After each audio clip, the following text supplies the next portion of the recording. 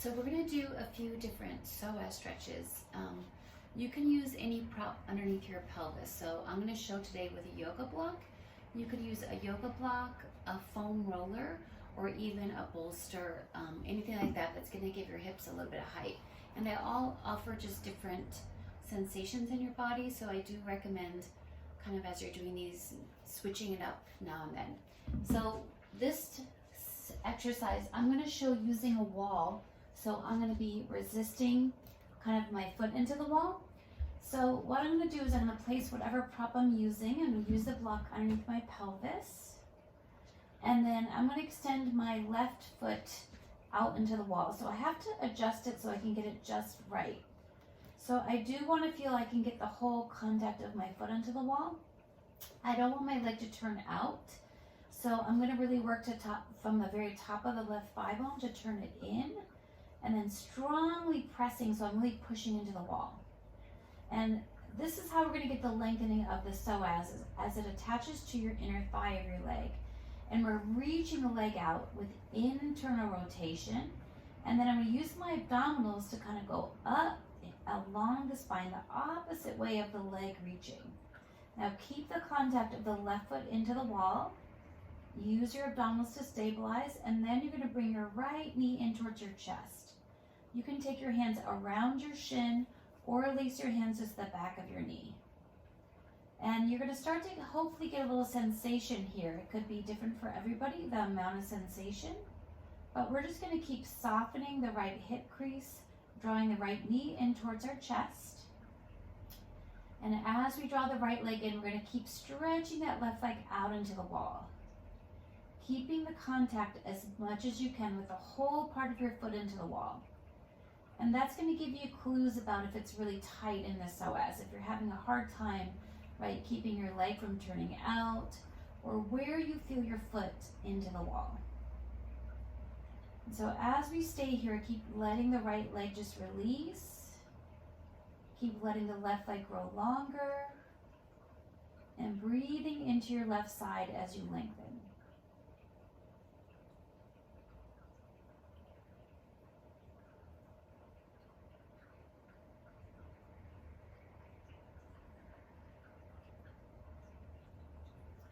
From here, we're going to take our right hand onto our right shin. Start to open the right leg out to the side a little bit. Keep drawing the right knee up towards your shoulder. Don't go too far if you lose your left hip. And keep energizing that left leg out into the wall. This is just going to give us a little bit different stretch along the left hip.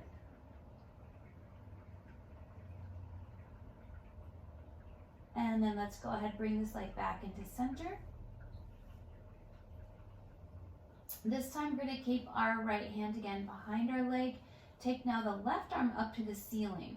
Reach from the shoulder blade to the ceiling and then lift the arm up and back towards the space behind you without letting the rib cage change, right? So we don't want to push the rib cage up. We won't get the stretch or the lengthening of the psoas. Now stretch and slide that left hand along the floor as you're reaching that left leg into the wall. And once we're here again, we're just going to focus on breathing into the left side.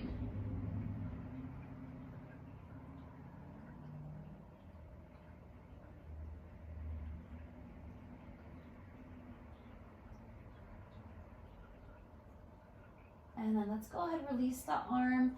Carefully place both feet back onto the floor. And just pausing for a moment into center. And now let's go ahead and slide that right leg out to the wall.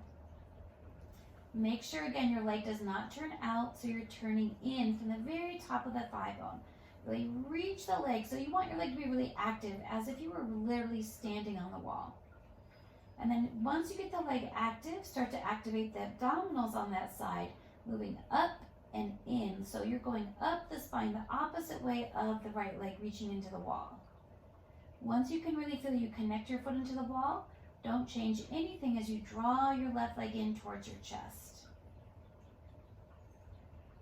So we're just going to keep reaching that right leg out. As we draw the left knee in, we're going to soften the left hip crease. And as we stay here, just inviting our breath to help us to find the length here on the right side of the psoas.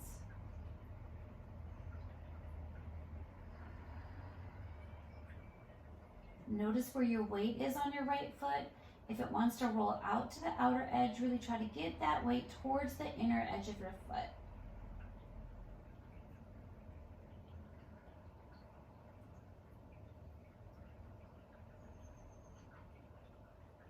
And then from here, we're going to take our left hand onto our left shin, open the left leg out to the side very subtly, as we don't want to change the pelvis. Keep grounding that right foot into the wall, especially the inner edge of the foot. Keep working that right leg, so keep letting it get longer. And then breathing into the sensation of stretch here.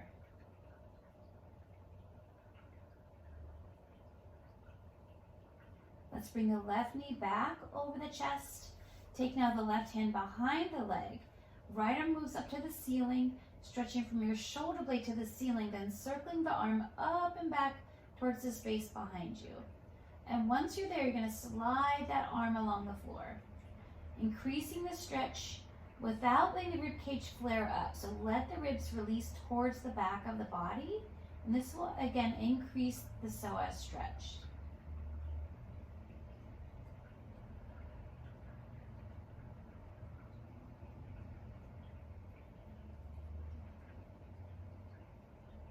And let's carefully release the arm and leg, placing both feet back onto the floor. Removing the block. And then we're going to go ahead and roll or come up to sitting. And we're just going to change our relationship to the wall now to have now our arms reaching back into the wall. So now I want to measure myself so I can touch the wall, but I have to reach to touch it. So when I reach my arms back, I want to have my arms very straight, so I'm not bending my elbows or wrists, and I'm pressing all 10 fingertips into the wall. So it's like if I have to hold this wall up. And so see, I'm going to reach in my shoulder blades, and I'm not going to let my ribs pop up, right? Because that's, again, going to take away kind of the whole purpose here. So first, firming the arms, so get this triceps firm, shoulder blades wrapping forward towards the front of the body, elongate the tailbone along the floor.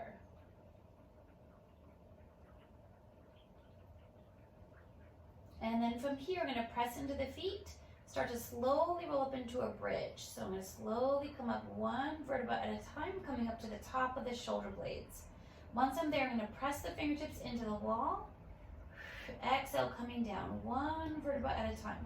Lengthen each rib away from each other, away from the head, away from the arms, all the way back down to your tailbone. And let's do that again. So slowly rolling up, get that sequencing.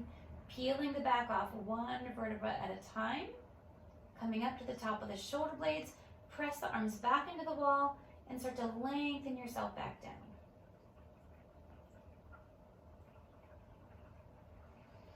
Last one.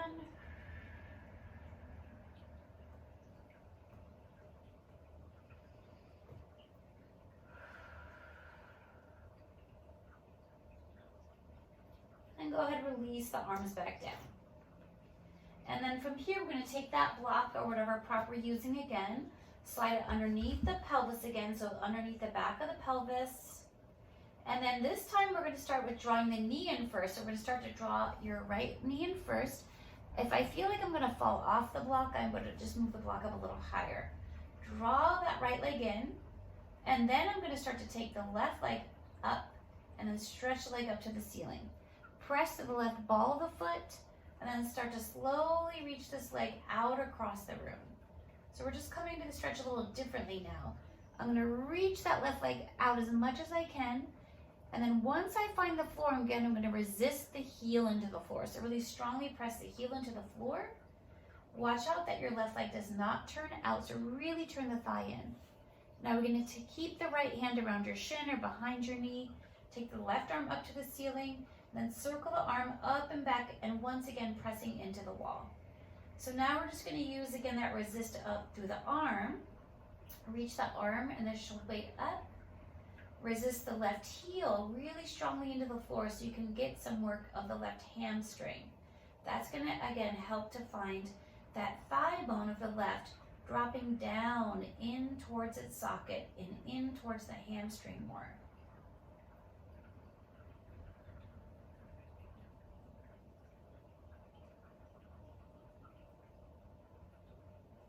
And And let's carefully release the arm and leg down. Just coming back to center, kind of neutralizing the pelvis.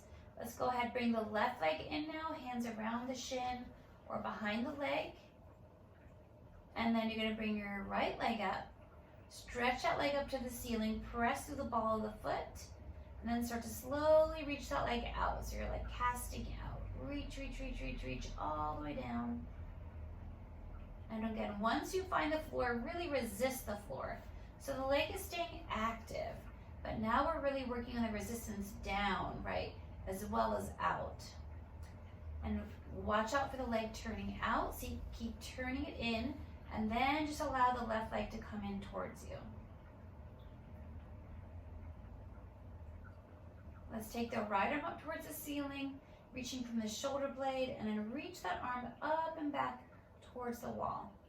And just press that arm like you're trying to push the wall away from you, and then reach the leg the opposite way. So you get a sense of really activating and really kind of moving the arm and leg away from each other.